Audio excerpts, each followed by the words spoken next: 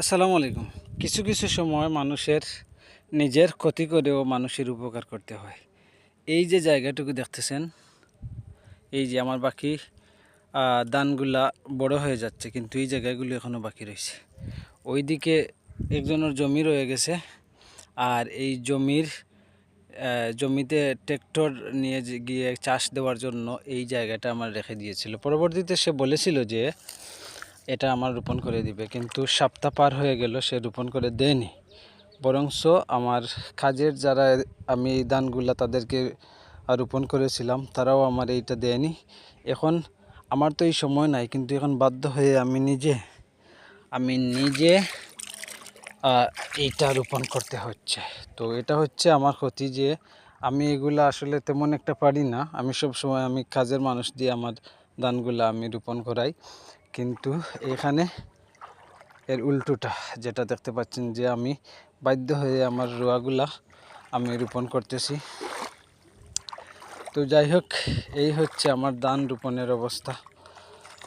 আমি এইভাবে ধান রোপণ করতেছি, জানি না তাদের মতো হবে কি না, কিন্তু এখানে দেখেন গোসাগুলা মানে বড় হয়ে গেছে, এগুলা পুরো শক্ত হয়ে জড় হয়ে গেছে, কিন্তু এইগুলা মাত্র এখন মাত্র রোপণ করলাম।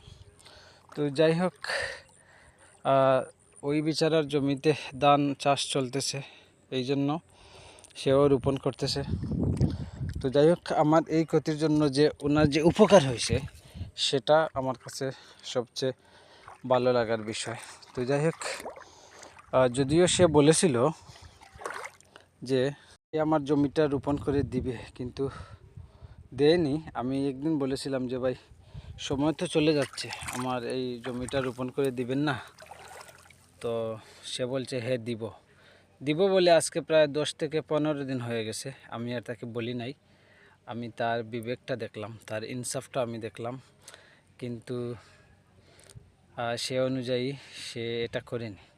এখন দেখলাম যদি আমি নিজে এই মুহূর্তে এটা রোপণ না করি, তাহলে একই জমিতে 2 ধরনের ধান চাষ হয়ে যাবে।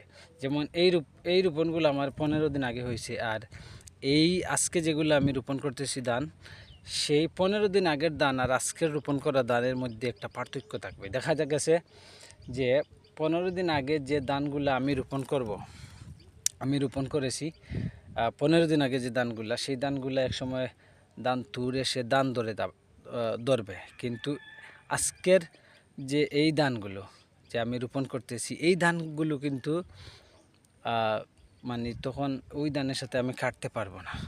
আর যদি এরকম জায়গায় একই জমিতে কিছু ধান কাটলাম, কিছু ধান বাকি রইল, এইভাবে আসলে যদি করতে থাকি, তাহলে অনেক সময় দেখা যায় আমাদের এলাকায় যে ধান যখন কাটার সময় হয়, তখন মানুষ একদিকে কাজের লোকেরা ধান কাটতেছে, অন্যদিকে যাদের গরু বাছুর আছে, তারা তাদের গরু বাছুর এনে দিতেছে।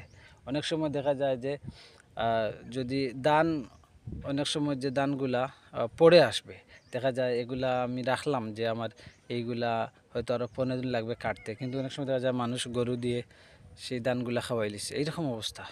তো যাই হোক, আমি বাধ্য হয়ে এই কাজ করতেছি। দুঃখ নাই, আফসোস নাই, কিন্তু আমি এটা করতেছি, এটা আসলে আমার ভালোও লাগতেছে। বাট আমার এটা কি খারাপ না, কিন্তু আমার যে সময় নাই, আমি সময় দিতে পারতেছি না। আজকে যেহেতু আমার ছুটির দিন, ভাবলাম আজকে এই কাজটা আমি এই সুযোগে সেরে ফেলি। তো যাই হোক, এই পর্যন্ত। ভালো থাকবেন সবাই। আল্লাহ হাফিজ।